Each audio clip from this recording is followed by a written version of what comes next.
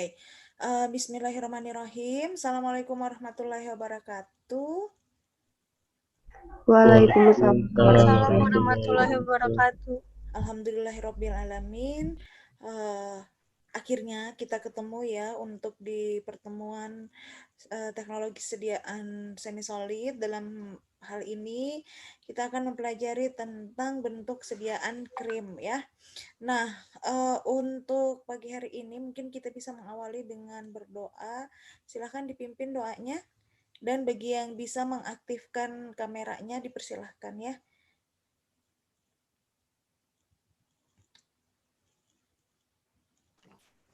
Bismillahirrahmanirrahim. Untuk memulai perkuliahan hari ini, mari kita berdoa bersama-sama. Berdoa dimulai.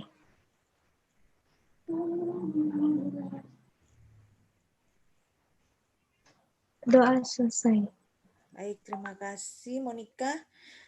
By the way, gimana kabarnya semua? Pada sehat? Alhamdulillah Bu, sehat. Alhamdulillah Bu. Iya, alhamdulillah. Tetap semangat semuanya ya, karena kita masih dalam suasana pembelajaran daring ya, jadi jangan dikendorkan semangatnya ya. Kita sama-sama berdoa semoga pandemi segera berlalu dan kita bisa bertemu secara tatap muka secara langsung ya. Untuk hari ini kita membahas tentang sediaan semi solid non steril yaitu krim.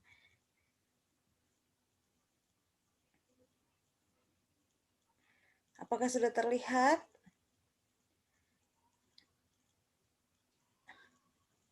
Sudah Ibu.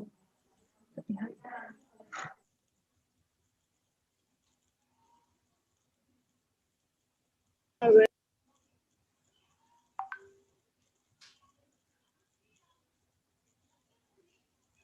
Sudah ya?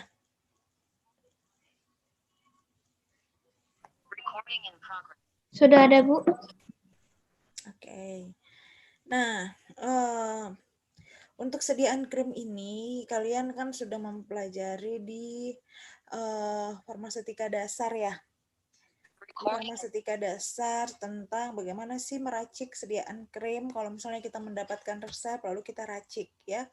Di mata kuliah teknologi sediaan farmasi semi solid ini kita lebih bukan ke meracik dari resep, tapi kita bagaimana mengembangkan suatu produk sediaan krim ya, kita membuat sediaannya ya. Jadi kalau misalnya kita mau buat sediaan atau produk krim gitu ya, apa saja yang harus kita tambahkan, apa saja yang harus kita perhatikan titik kritisnya gitu ya pada saat proses pembuatan, packaging, kemudian evaluasi apa saja yang dilakukan, yang mana evaluasi ini nanti hasilnya akan menjamin mutu dan khasiat dari sediaan yang kita buat sebelum diedarkan dan hingga ketika diedarkan dan digunakan oleh pasien ya.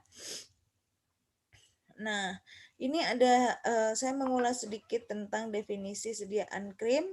Tentu saja ini sudah tidak asing lagi ya bagi kalian bahwa krim itu adalah bentuk sediaan, salah satu bentuk sediaan farmasi semi solid gitu ya, berupa emulsi kental. Jadi ingat, krim itu adalah sebenarnya sediaan emulsi.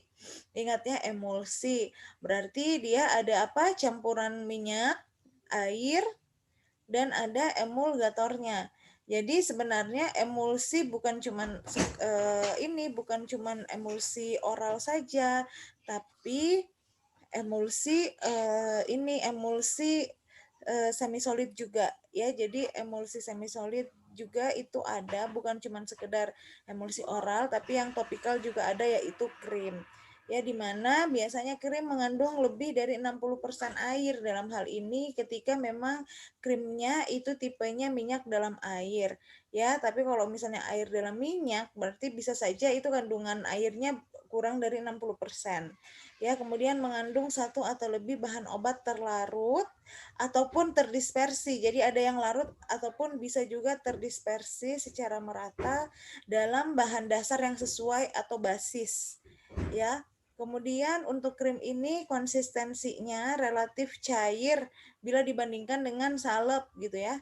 Tapi cairnya itu nggak sampai mengalir ya, tapi ketika dibandingkan dengan salep, krim ini dia lebih agak lunak ya, dan diformulasi sebagai emulsi air dalam minyak atau minyak dalam air yang dimaksudkan untuk pemakaian luar atau topikal ya.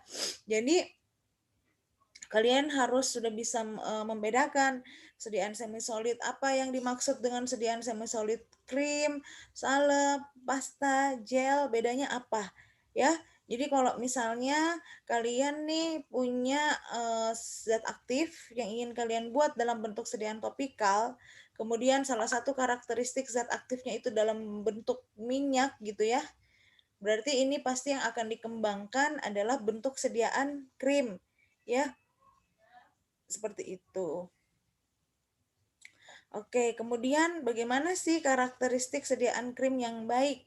Ya, yang baik itu tentu saja yang ideal gitu ya, yang kita harapkan gitu, yang aman gitu ya. Nah, yang pertama adalah stabil. Ya, jadi kunci dari ketika kita membuat sediaan adalah sediaannya harus stabil. Stabil itu artinya dia ketika dibuat di industri sampai ke tangan pasien itu kondisinya masih sama. Ketika di industri dia sudah lolos uji quality control ya, kemudian sudah di packing, sudah aman, dan ketika sampai di tangan pasien itu kondisinya masih tetap sama.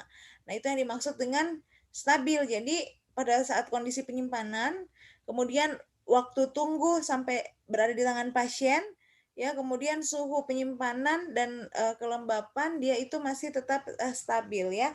Jadi kan kalau misalnya dari industri kita mungkin masih bisa mengontrol suhu dan kelembapan di ruang penyimpanan, tapi ketika di apotek sudah di apotek barangnya, sudah di rumah sakit, ketika dalam perjalanan itu kan tentu saja ada fluktuasi dari suhu, kelembapan, kondisi lingkungan gitu ya. Nah, sediaan yang stabil dia mampu tetap berada pada rentang karakteristik spesifikasi yang memenuhi standar pada saat ketika dia selesai dibuat dan sampai ke tangan pasien. Kemudian homogen ya. Jadi sediaan semi solid krim ini ketika dia dikatakan baik, dia itu harus homogen. Artinya ketika ada bahan-bahan padatan yang tidak larut, dia itu sudah homogen, tidak ada lagi berupa butiran-butiran di sediaan krimnya. Kemudian tidak terjadi pemisahan fase minyak dan fase air ataupun ada gumpalan gitu ya. Nah, ini semuanya harus homogen. Lalu mudah diaplikasikan secara merata. Ketika dia dioleskan di permukaan kulit, dia bisa langsung merata. Kemudian selanjutnya adalah memenuhi persyaratan evaluasi sediaan krim. Nah, ketika kita membuat sediaan, kita kan akan melakukan evaluasi, di mana evaluasi ini adalah parameter-parameter yang akan kita tentukan dari sediaan yang kita buat, yang menjamin bahwa sediaan tersebut itu sudah memenuhi spesifikasi yang diinginkan. Spesifikasi ini yang nanti akan menjamin bahwa sediaan kita itu sudah safety, sudah quality ya, sudah berkualitas dan sudah efektif gitu ya. Oke, sama halnya seperti sediaan emulsi oral, ya, krim juga itu tipenya sama ya, ada yang tipe krim air dalam minyak, kemudian ada minyak dalam air ya. Jadi tipe krim itu ya kurang lebih sama dengan emulsi oral juga, ada yang tipenya air dalam minyak dan minyak dalam air.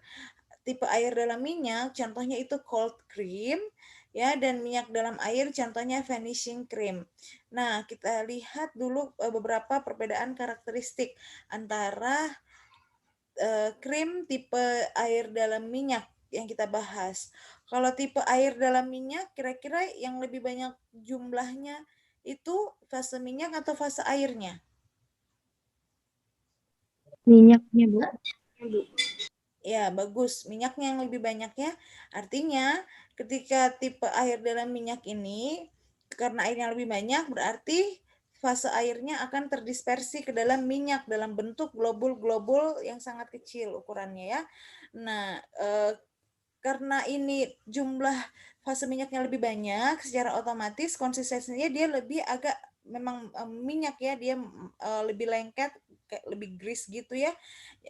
Kemudian Biasanya memang untuk, komposisi dari sediaan tipe air dalam minyak ini mengandung basis ataupun zat pengemulsi seperti adapslane, wol alkohol, ataupun ester asam lemak dengan atau garam dari asam lemak, ataupun dengan logam bervalensi 2 misalnya Ca. Ya, kemudian, sifatnya tidak mudah hilang bila terkena air karena dia ada, sifat berminyaknya ya. Jadi dia lebih, menempel di permukaan kulit. Berwarna putih ataupun transparan gitu ya, tapi jarang ya kalau transparan karena kan kalau misalnya sudah dicampurkan, dihomogenkan biasanya itu putih. Kemudian agak kaku dan diproduksi oleh pengemulsi dari alam, biasanya lilin lebah, alkohol wol, ataupun wol lemak ya. Contohnya cold cream. Nah, cold cream ini adalah sediaan kosmetik yang digunakan untuk maksud memberikan rasa dingin dan nyaman pada kulit ya. Biasanya sebagai krim pembersih berwarna putih dan bebas dari butiran. Ya, kemudian mengandung mineral oil dalam jumlah besar. Biasanya digunakan sebagai apa? Untuk sediaan kosmetik ya. Kemudian krim tipe minyak dalam air kebalikannya. Kalau minyak dalam air yang yang lebih besar jumlah fasenya itu fase minyak atau fase air? Fase air, Bu. Fase air. Ya, artinya minyak akan terdispersi ke dalam air. Karena tipe ini airnya lebih banyak, otomatis sediaan krimnya juga dia lebih mudah dicuci gitu ya. Kemudian biasanya berwarna putih, kemudian dia merupakan lapisan yang sangat tipis dan halus serta diproduksi oleh sintetis lilin misalnya makrogol ataupun setomakrogol biasanya ya. Nah, contohnya itu adalah vanishing cream ya. Kalau misalnya dalam sediaan kosmetik digunakan untuk membersihkan dan melembabkan kulit serta sebagai alas bedak gitu ya. Jadi biasanya ini kayak eh, cleanser gitu yang dalam bentuk krim. Nah, biasanya ini vanishing cream ya. Oke. Selanjutnya adalah formulasi sediaan krim ya, mengandung zat aktif. Ya, tentu saja mengandung zat aktif. Zat aktifnya itu baik itu bahan sintetis ataupun bahan alam. Kemudian terdapat fase minyak dan fase air ya.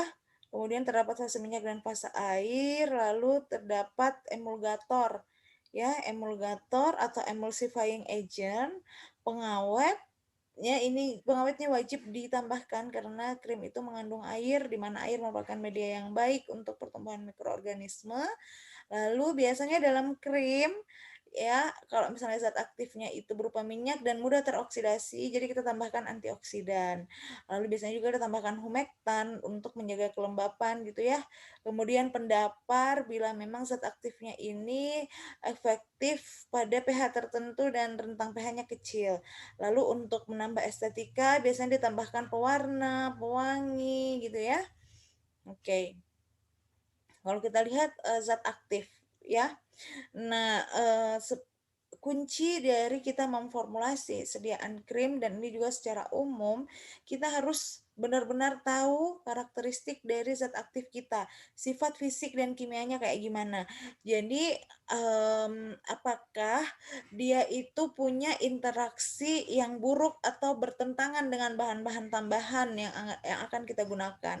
Ya, yang pertama kita sifat fisik dan kimia zat aktifnya yang perlu kita lihat kelarutan zat aktif ada di mana. Sehingga nanti kita bisa campurkan dia ke fase minyak ataupun fase air gitu ya. Kemudian kalau misalnya dia kelarutannya di air atau di minyak, di fase air atau fase minyak, kita bisa melarutkan di antara kedua fase tersebut atau kalau misalnya zat aktifnya tidak larut itu bisa kita dispersikan saja ke dalam sediaan krimnya. Lalu kita harus juga melihat berapa sih pH kestabilan dari zat aktif. Kemudian apakah stabil terhadap suhu gitu ya, karena kan kalau dalam pembuatan krim ini melibatkan pemanasan ya. Kemudian selain itu juga kita perlu lihat apakah ada inkompatibilitas antara zat aktif ini dengan bahan-bahan tambahan yang akan kita gunakan gitu ya. Nah, zat aktif bisa didispersikan di salah satu fase yang tadi saya sudah jelaskan ya, ataupun ditambahkan juga ketika emulsi telah terbentuk dan mendingin, itu didispersikan setelah basis krimnya terbentuk. Oke, nah yang pertama kita bahas adalah fase minyak. Fase minyak ini adalah berupa basis atau ya basis krim yang membentuk massa krim gitu ya. Fase minyak ini banyak sumbernya, ada golongan hidrokarbon, ada golongan lemak dan minyak, ada golongan wax, ya, kemudian ada asam lemak, ya, ada alkohol dan ester sintetik. Nah, ini contoh-contohnya ya. Yang biasanya memang yang dipakai itu golongan asam lemak kayak asam stearat, ini paling umum. Kemudian golongan alkohol juga kayak steril alkohol gitu ya. Kemudian ada juga yang kayak hidrokarbon ya, umum juga digunakan nih kayak parafin cair, kemudian parafin padat ya, kemudian lemak dan minyak juga biasanya digunakan ya kayak minyak zaitun.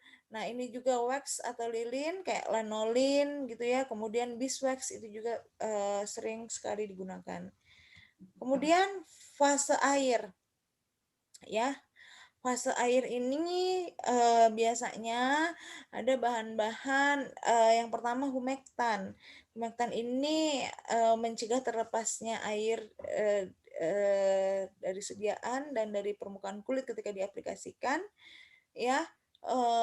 Contohnya ada gliserin, propilen glikol. Jadi penambahan humektan ini bisa berfungsi juga untuk melembabkan ya.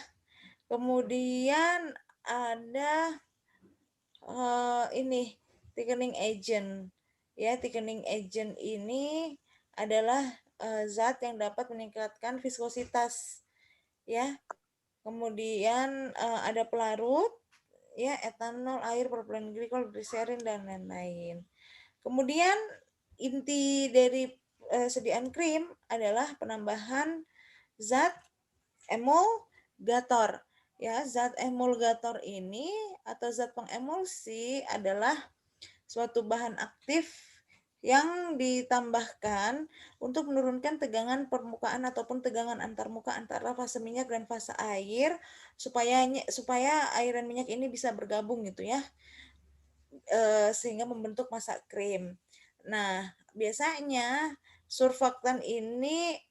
emulgator ini biasanya berupa surfaktan ya, seperti surfaktan anionik, kationik, non-ionik ataupun amfoterik yang disesuaikan dengan jenis dan sifat krim yang akan dibuat ataupun dikehendaki. Nah, sebagai bahan pengemulsi juga dapat digunakan emulgit, lemak bulu domba, ya, cetasium, setil alkohol, steril alkohol, triethanolamin, polisorbat, PEG dan lain-lain. Jadi pemilihan emulgator itu berbagai macam landasannya ya. Yang pertama kita mau buat bentuk sediaan kita itu tipenya air dalam minyak atau minyak dalam air. Kemudian kita juga harus melihat kemampuan suatu bahan dalam bagaimana caranya dia bekerja sebagai emulgator dengan optimal gitu ya. Nah, ini sebagai gambaran untuk krim tipe minyak dalam air digunakan zat pengemulsi atau emulgator. Jadi kalau misalnya kalian dengar emulgator, emulsifying agent, zat pengemulsi ataupun surfaktan itu sama maknanya ya, dia itu berfungsi sebagai emulgator ya. Nah, untuk tipe minyak dalam air ya biasanya yang dipilih itu TEA atau golongan sorbitan, polisorbat ya seperti twin dan span ya, kemudian poliglikol dan golongan sabun ya. Kemudian untuk membuat krim tipe air dalam minyak biasanya yang digunakan adalah emulgator seperti lemak bulu domba, setil alkohol, steril alkohol, cetasium dan emulgida. Oke.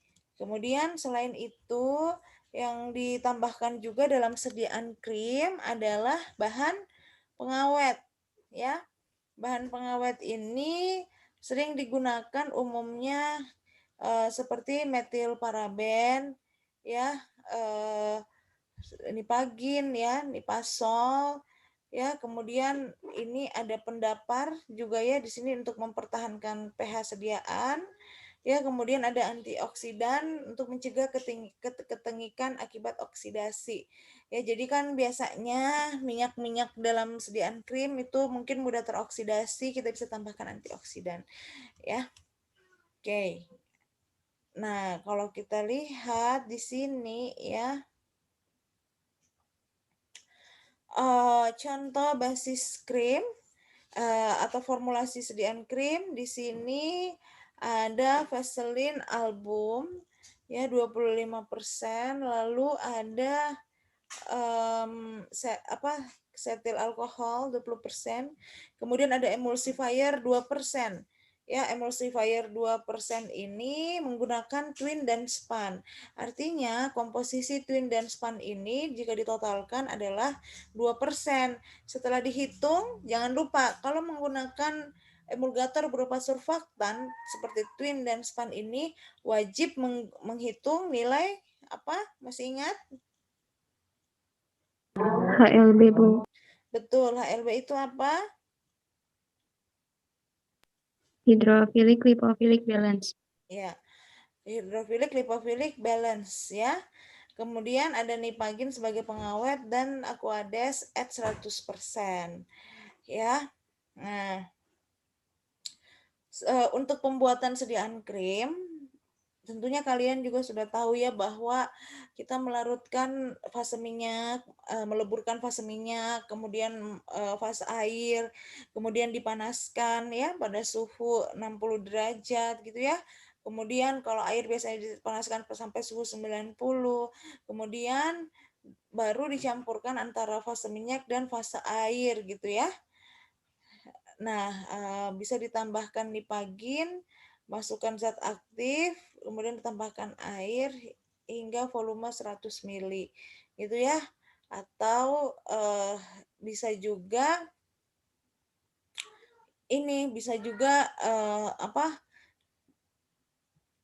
zat aktifnya itu ditambahkan dengan salah satu fase di mana kelarutannya ya, begitupun juga pengawetnya hingga 100 ml gitu ya.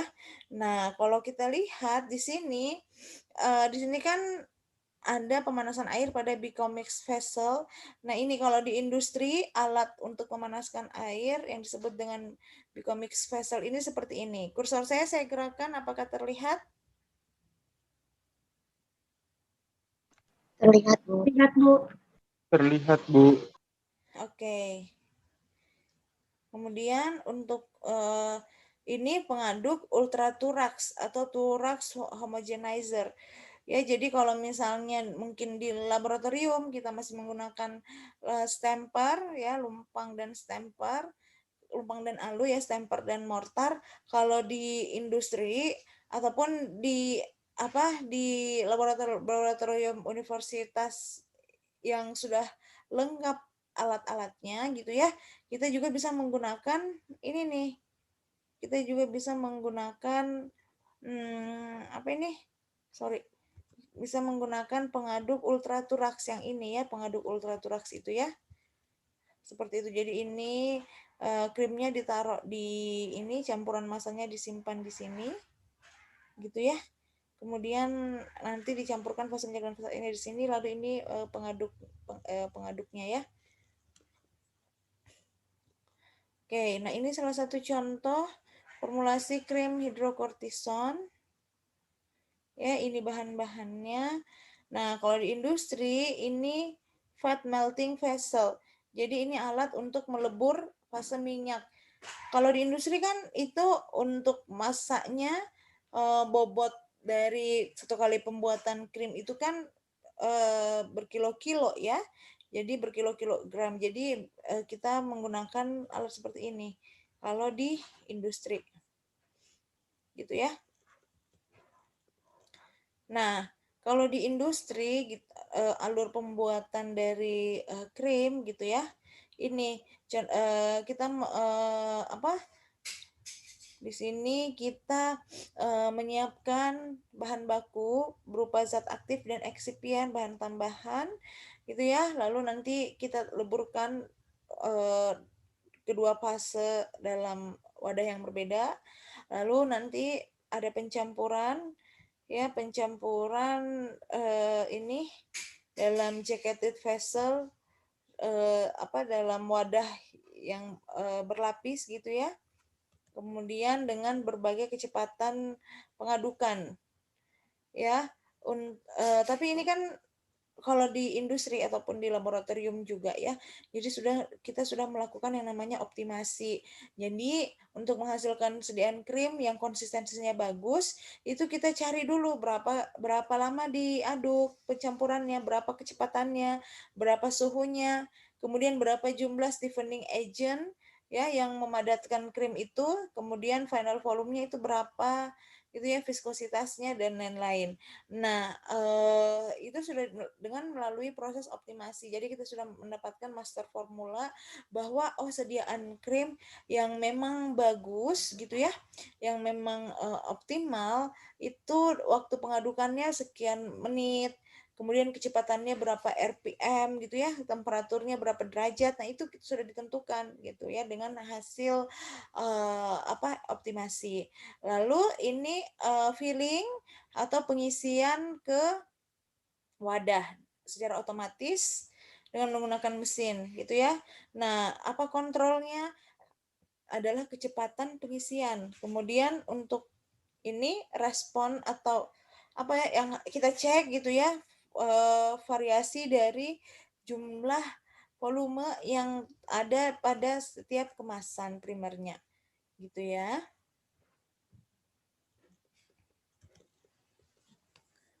Lalu nah di industri ya, ini salah satu contoh alat ini ya, salah satu contoh alat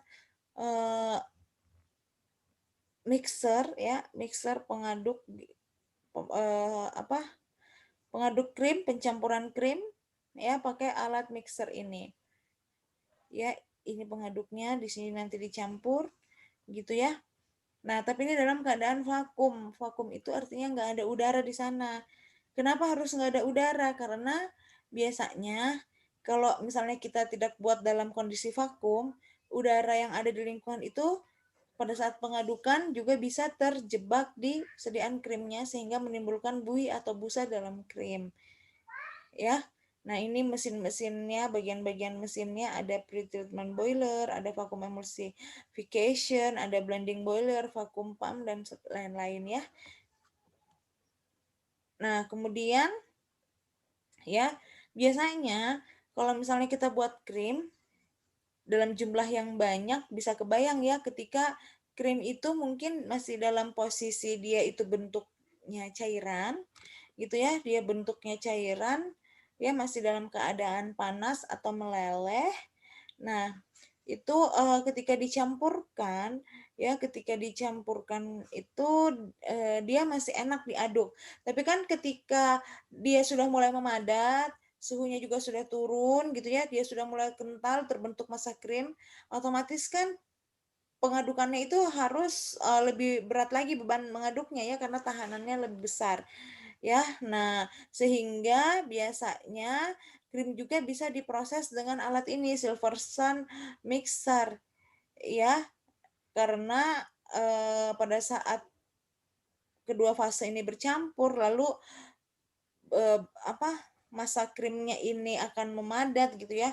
Maksudnya yang dari cair akan lebih kental dan sangat kental, otomatis harus digunakan pengaduk khusus gitu ya yang dapat mengatur viskositas yang dapat bekerja dalam viskositas sediaan krim yang padat begitu ya, yang memadat. Biasanya kita pakai alat juga namanya Silverson mixer ya. Seperti itu. Nah, bagaimana prinsip-prinsip pembuatan krim? Ya, yang pertama, tentukan dan pisahkan bahan yang larut air dan larut lemak. Ya, lalu dileburkan ya secara terpisah. Untuk basis lemak biasanya di atas penanas air kalau di laboratorium ya, dengan suhu serendah mungkin dan dimulai dari titik leleh yang tertinggi baru ke titik leleh atau titik lebur yang terendah. Kenapa? Karena kalau misalnya titik lebur yang terendah dulu dipanaskan gitu ya, terus titik leleh yang baru ditambahkan titik leleh yang tinggi, otomatis kan kita harus menambah suhu ya. Jadi misalnya bahan A itu suhu titik lelehnya 60, kemudian bahan B titik lelehnya itu 70 atau 80. Berarti kalau misalnya kita tambahkan, kalau misalnya kita panaskan duluan yang titik lelehnya 60, meleleh, lalu tambahkan lagi bahan yang titik lelehnya itu 80 atau 70, kita kan harus menaikkan suhunya sampai 70 sampai 80 supaya bahan B ini ikut meleleh juga gitu kan. Tapi kita bisa saja bahan yang A tadi ini yang titik lelehnya 60 ketika dipanaskan sampai 70 dan 80, karena kan di situ dicampur ya, bisa jadi dia rusak gitu ya. Jadi makanya kenapa kita menambahkan dulu yang suhu tinggi gitu ya, supaya nanti pada saat yang suhu rendah, suhunya itu bisa diturunkan gitu ya, dan tidak merusak bahan yang titik lelehnya itu rendah. Kemudian tahap penggabungan dua fase pada temperatur yang sama, ya, pada suhu yang sama. Ya, jadi biasanya kalau dalam mortar dan stemper kita panaskan juga mortar stempernya ya. Kalau misalnya kita buat tipe emulsinya minyak dalam air, berarti yang di mortar itu adalah air lalu ditambahkan minyak ke dalam fase air tersebut. Begitupun juga dengan sebaliknya ya. Kalau misalnya air dalam minyak, berarti air yang ditambahkan ke fase minyak. Jadi yang berada di mortar adalah fase minyaknya. Oke, kemudian di sini ya aduk emulsi yang dihasilkan dengan pengaduk elektrik kalau ada ya kayak mixer gitu, tanpa menggabungkan udara sampai produk terbentuk dalam keadaan vakum, tapi kan susah ya karena harus ada alat khususnya. Jadi makanya kalau misalnya kita membuat krim dengan mortar dan stemper, biasanya memang ada busa terperangkap di sana ya. Kemudian jangan mempercepat pendinginan seperti kalau hal seperti ini bisa menghasilkan produk yang kurang bagus. Jadi biarkan saja suhu dari kedua fase ini menurun secara perlahan-lahan. Jangan kita sengaja mendinginkan gitu ya. Kemudian kalau misalnya kita menambahkan zat aktif berupa padatan yang tidak larut ya, jadi harus dimasukkan menggunakan lempeng kaca dan spatula. Jadi di sini kalau bisa juga dicampurkan pada apa itu mortar dan stemper yang dari kaca supaya tidak ada pori. Jadi jangan sampai padatannya tadi melekat di pori-pori mortar dan stempernya ya. Nah, kalau untuk serbuk kasar ya biasanya ini ya sambil ditekan-tekan untuk menghindari produknya itu bisa berbutir-butir atau berpasir yang ada yang tidak larut. Tapi sebaiknya juga bisa dikecilkan ukuran partikelnya terlebih dahulu sebelum dicampurkan. Gitu ya, kalau serbuk halus langsung dapat dicampurkan dengan krim. Oke. Selanjutnya adalah evaluasi mutu sediaan krim ya. Nah, di sini mutu sediaan krim kita harus melihat apakah sudah sesuai standar yang telah ditetapkan ya, baik dari itu parameter-parameter evaluasi secara fisik, kimia dan biologi gitu ya. Nah, biasanya hal ini sudah diatur kebijakannya ya dan harus ditaati gitu. Jadi kalau misalnya pH sediaan krimnya sekian, berarti ya harus kita buat pH sediaan krim sesuai dengan standar yang telah ditetapkan. Ya kenapa? Karena evaluasi mutu sediaan krim ini untuk menjamin bahwa mutu obat ataupun mutu krim yang didapatkan itu baik ya, sehingga nanti dapat menghasilkan sediaan yang efektif ketika digunakan oleh pasien. Ya, kemudian di sini setiap pelaksanaan evaluasinya harus mengacu pada standar ya dan spesifikasi yang telah ditetapkan. Nah, ini adalah beberapa evaluasi sediaan krim. Yang pertama organoleptis. Ya, kalau organoleptis sudah tidak asing lagi, kita melihat secara bau panca indera ya, mulai dari bau, warna, tekstur. Ya, kemudian evaluasi pH. Ya, di sini evaluasinya menggunakan pH meter ya. pH meter itu sebelum digunakan harus dikalibrasi dulu, ya. Kemudian 1 gram dari sediaan krim ditimbang dan ditambahkan dengan 10 mili Aquades. Lalu nanti dilarutkan dalam 10 mili Aquades, lalu nanti pH meternya dicelupkan, ya. Kemudian nanti apa, dilihat berapa nilai pH yang didapatkan. Lalu evaluasi apa lagi? Evaluasi daya sebar, ya. Evaluasi daya sebar ini untuk yang tadi pH, ya kita harus menyesuaikan dengan pH kulit, ya. Sedangkan evaluasi daya sebar ini kita melihat kemampuan suatu krim itu dapat menyebar dengan baik dan cepat dan merata ketika diaplikasikan ke kulit, ya. Di sini untuk evaluasi daya sebar, 1 gram krim ditimbang dan ditempatkan pada 2 plet kaca gitu ya selama 1 menit. Ya, kemudian nanti dilihat penyebaran dari sediaan krimnya. Lalu nanti kita ukur itu diameternya, ya. Nah, di sini ya setelah 1 gram disimpan di antara 2 plat kaca, lalu di atas plat kaca itu ditambahkan beban 10 gram selama 1 menit. Lalu kita ukur berapa diameternya. Setelah 1 menit, tambahkan lagi beban yang beratnya 25 gram, lalu kita ukur berapa lagi diameternya. Kemudian di sini ya dilihat berapa diameter, apakah diameternya ini memenuhi persyaratan diameter daya sebar yang baik atau enggak. Kemudian penentuan ukuran droplet atau globul, ya. Di sini biasanya kita secara mikroskopi diukur, kita lihat globul-globulnya, ataupun bisa menggunakan PSA (particle size analyzer) untuk mengukur ukuran partikelnya, ya. Di sini biasanya ukuran partikel untuk sediaan krim itu 0,2 sampai 20 mikrometer, ya.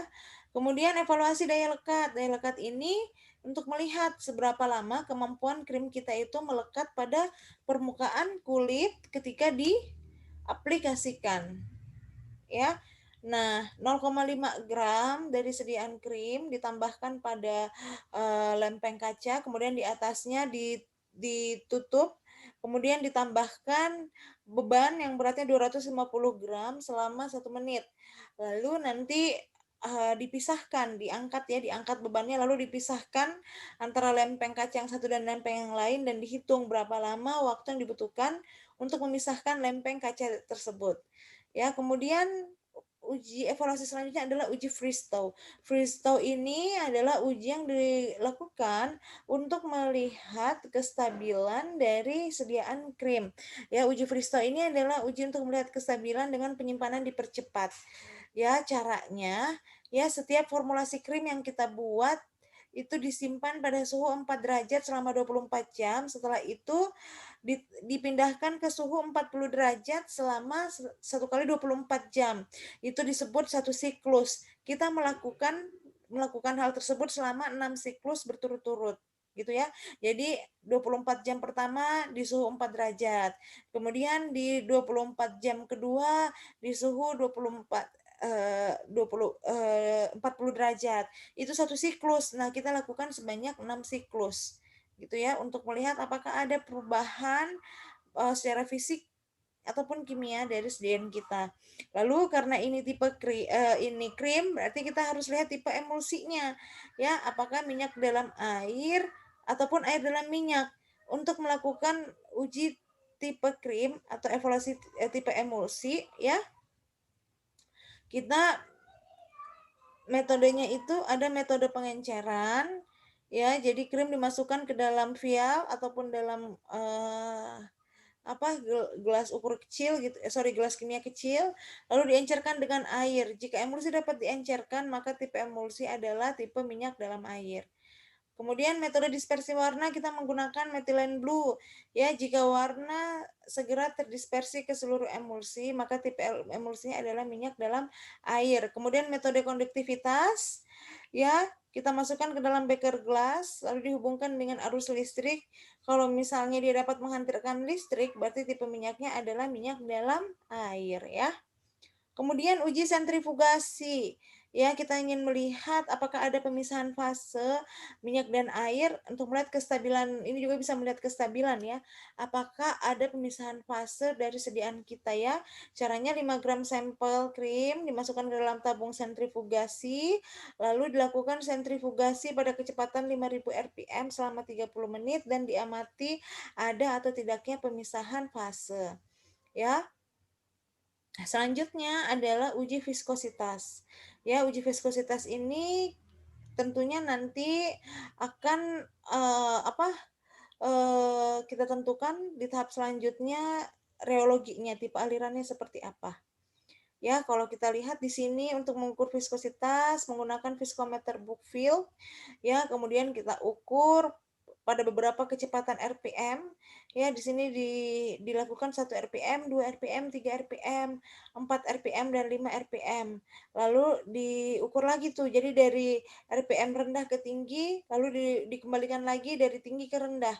Ya, jadi dari 5 RPM, lanjut lagi 4 RPM, 3 RPM, 2 RPM, dan 1 RPM. Ini dibaca ya, 1 RPM itu berapa sentipoise, 2 RPM itu berapa sentipoise gitu ya. Lalu nanti dibuat kurva antara tegangan geser dan kecepatan geser untuk melihat tipe alirannya. Ya, nah di sini kalau kita lihat ya nilai viskositas dari sediaan krim ya yang yang biasanya memenuhi syarat itu 100.000 sampai 300.000 sentipoise ya. Oke, biasanya juga ada pengujian efektivitas dari pengawet. Ya, biasanya industri juga melakukan seperti ini untuk melihat apakah memang pengawet yang kita tambahkan dalam sediaan kita itu bisa berfungsi dengan baik ya, efektif atau enggak. Ya. Nah, untuk melihat uji efektivitas pengawet ini biasanya tergantung dari jenis pengawet yang digunakan gitu ya. Kemudian nanti prosedurnya bisa dilihat di farmakope juga. Kemudian uji disolusi. Ingat, sediaan krim semisolid itu juga diuji disolusinya. Ya, kalau misalnya ada metode dayung gitu ya.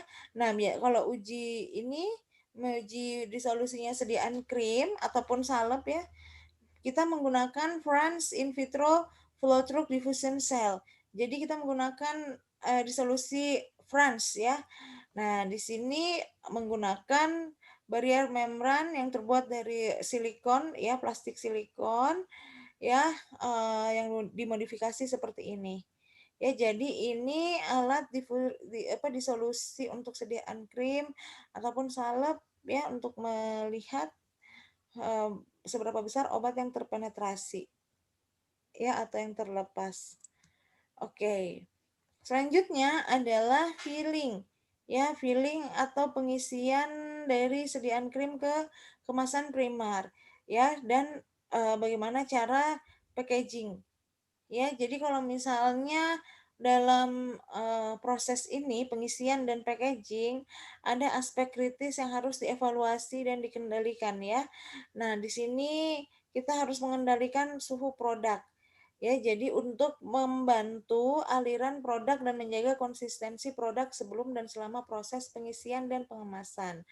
Ya, karena jangan sampai memang produknya itu tidak dapat dikemas karena ini konsistensinya yang susah masuk ke dalam kemasan primer. Kemudian pengadukan atau agitasi yang baik di dalam tangki penampung ya, dan eh, ke ini mulut dari ininya mulut dari tempat mengisi ke kemasannya. Di sini tujuannya untuk menjaga keseragaman dan homogenitas produk selama pengisian. Berapa jumlah volumenya ya, seragam atau tidaknya volume di masing-masing packaging atau kemasan primer. Lalu penggunaan tekanan udara dan atmosfer inert untuk mendapatkan produk performance dan stabilitas dalam pengemas primer. Ya, seperti itu.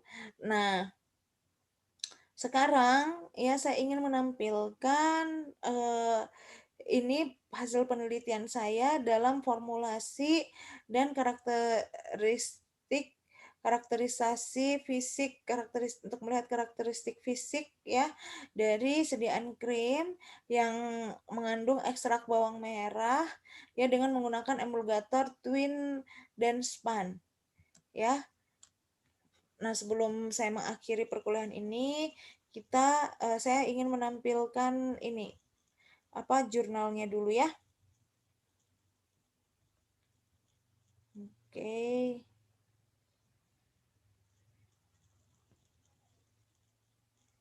Sebentar, saya buka jurnalnya dulu. Barangkali ada yang mau ditanyakan, silahkan.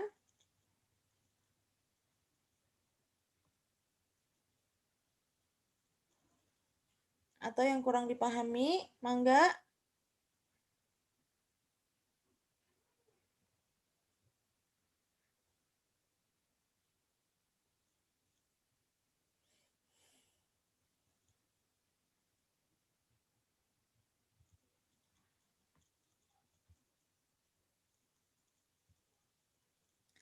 Atau sudah paham semua ya?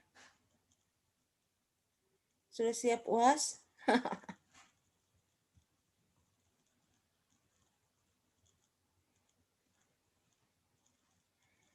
Oke. Kita buka dulu ya. Ini bisa kalian lihat ya, bisa kalian download sendiri di Google ya.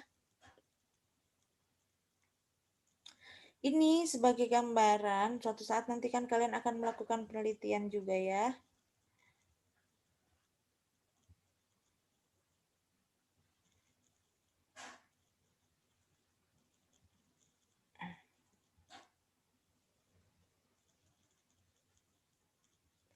Apakah sudah terlihat?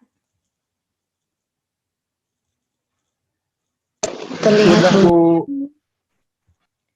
Nah, ini adalah jurnal penelitian yang telah saya lakukan ya tentang formulasi dan karakteristik fisik dari sediaan krim yang mengandung ekstrak bawang merah dan menggunakan twin dan span sebagai emulgator. Ya.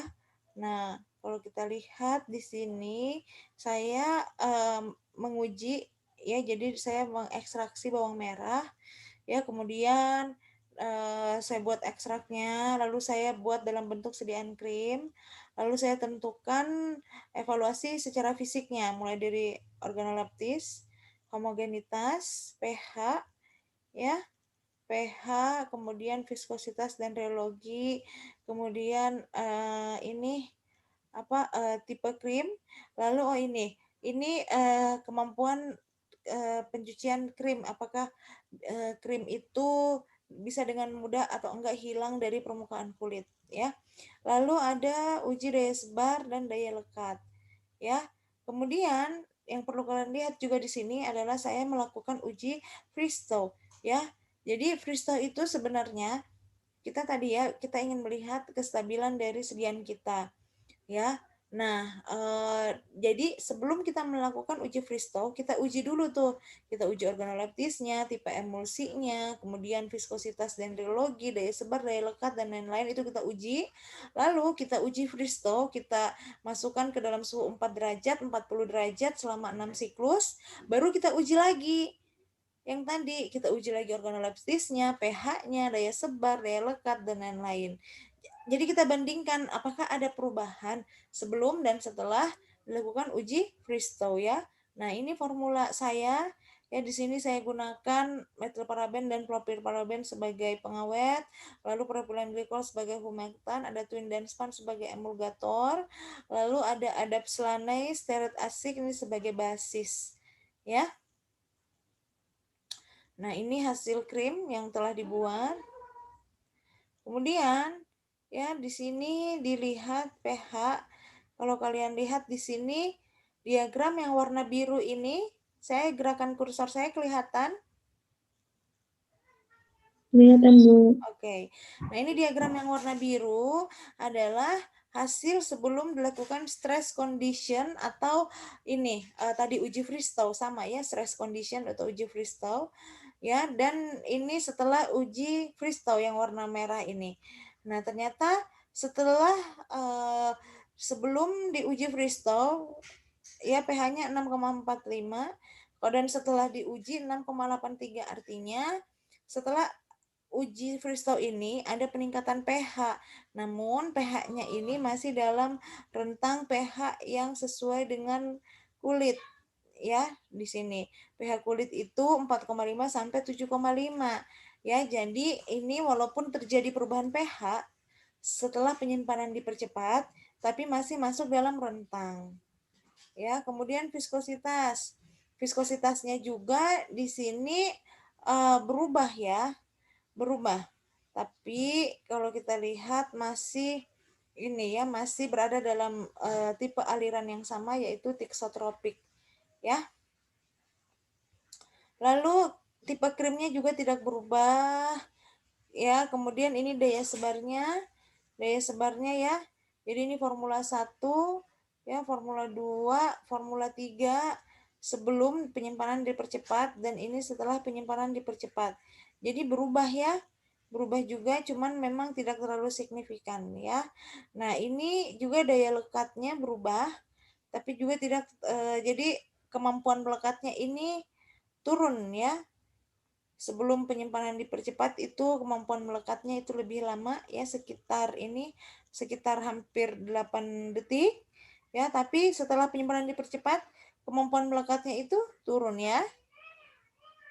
Nah, kurang lebih seperti itu ya.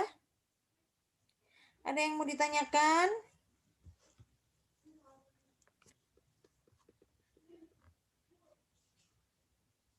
Halo?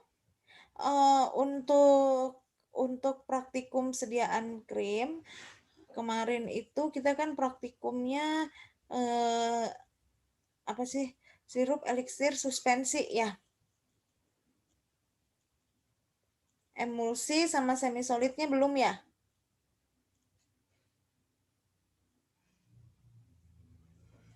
Semi solidnya udah Bu, 1 kali. Yang gel Bu udah. Oh, yang gel udah. Kalau untuk krim kan udah juga ya, kemarin kita pembuatan video tutorial ya, yang ngebantuin saya ya. Oke ya, nanti itu videonya kalau sudah rilis bisa langsung dinonton, disaksikan di YouTube ya. Oke.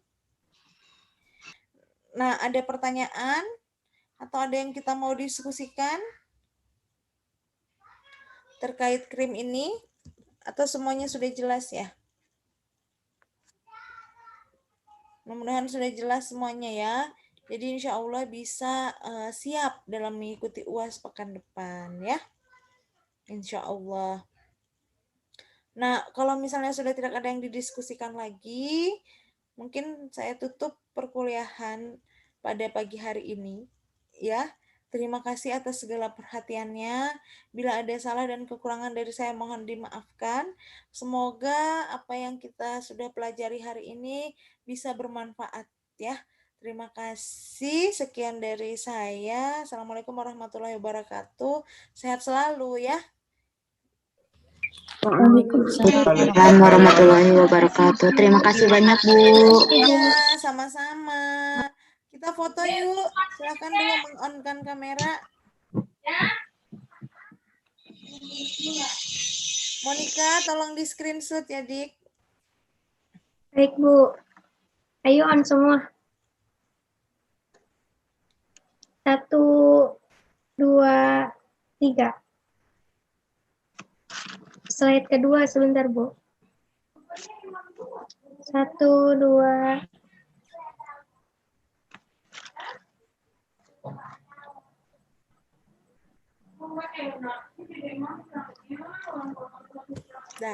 Dah. Oke. Terima kasih ya. Please stay safe semuanya ya. Ini pada masih di kampung halaman atau udah ada yang di ini? Masih di rumah Bu, belum bisa kemana-mana. Ya, lebih aman di rumah ya. Terima kasih untuk semuanya. Dadah. Assalamualaikum warahmatullahi wabarakatuh.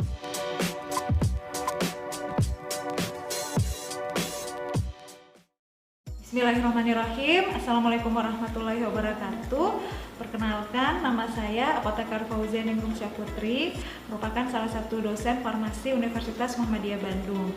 Pada kesempatan kali ini, saya akan memberikan tutorial cara pembuatan sediaan krim pada mata kuliah Teknologi Farmasi Sediaan Liquid dan Semi Solid.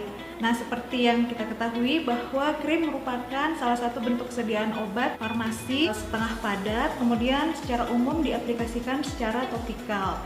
Nah, untuk sekarang saya akan menjelaskan bagaimana step by step proses pembuatan krim. Jadi di sini sudah ada ingredients dalam pembuatan krim atau sediaan krim. Jadi seperti yang kita ketahui bahwa krim itu terdiri dari fase minyak dan fase air.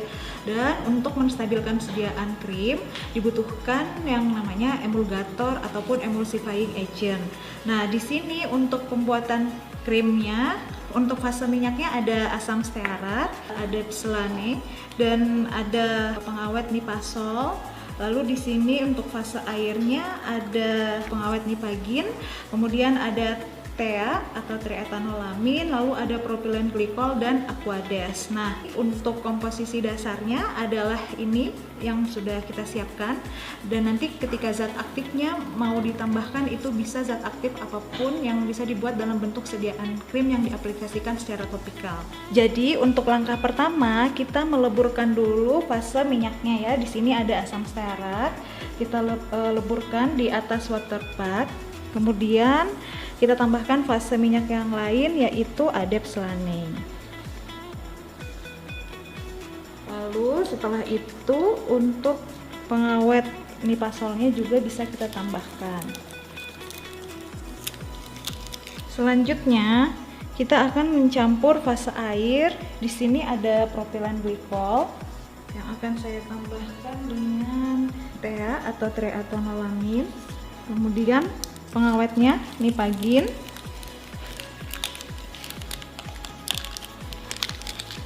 dan kita tambahkan aquadesnya ya. Baik, dalam pembuatan krim kita akan mencampurkan fase minyak dan fase air di dalam mortar dan stamper. Nah, kalau sediaan krim itu terdapat fase eksternal dan fase internal atau fase luar dan fase dalam. Kalau misalnya jumlah komposisi dari fase eksternalnya air, berarti nanti yang duluan kita masukkan adalah fase airnya. Karena fase air ini merupakan fase yang paling banyak atau fase eksternalnya. Jadi kita masukkan dulu airnya ke dalam lumpang.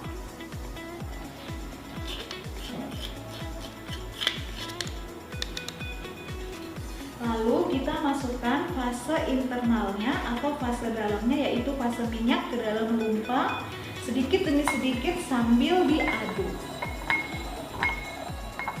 Jadi untuk pencampuran tadi ya, fase eksternalnya yang duluan dimasukkan ke dalam mortar, kemudian nanti disusul oleh fase internal atau fase dalamnya sambil diaduk sampai homogen dan terbentuk massa krim ya. Nah, pembentukan massa krim ini juga seiring dengan perubahan atau penurunan suhu mortar stamper yang tadi kita sudah panaskan. Nah, ini sediaan krim yang sudah jadi. Kalau kita lihat penampakannya seperti ini ya. Jadi sediaan krim yang homogen itu tentunya sudah tidak terdapat lagi butiran-butiran yang tidak melebur dan tercampur. Kemudian tidak terdapat adanya busa ya. Jadi sediaan krimnya itu pas, masaknya pas ya, membentuk sediaan krim. Baiklah, itulah tadi bagaimana cara pembuatan sediaan krim ya. Nah, kira-kira dari hasil praktikum pada hari ini apa ada yang mau didiskusikan? Bu, saya izin bertanya, alat yang biasa digunakan untuk mencampur krim selain mortir dan stamper itu apa ya? Baik, terima kasih atas pertanyaannya. Alat apa saja yang biasa digunakan untuk mencampur krim selain mortar dan stamper? Jadi yang pertama kita bisa menggunakan alat yang itu adalah pengaduk mesin gitu ya, yang biasa digunakan untuk mencampur sediaan krim. Kemudian yang kedua, alat yang biasa digunakan juga adalah menggunakan magnetic stirrer yang ada heaternya atau bisa memanaskan juga. Nah, ketika kita mencampur sediaan krim, fase minyak, fase air, dan emulgatornya dicampurkan pada kondisi suhu yang sama, yaitu pada suhu panas ya. Kemudian nanti dicampurkan dan diaduk dengan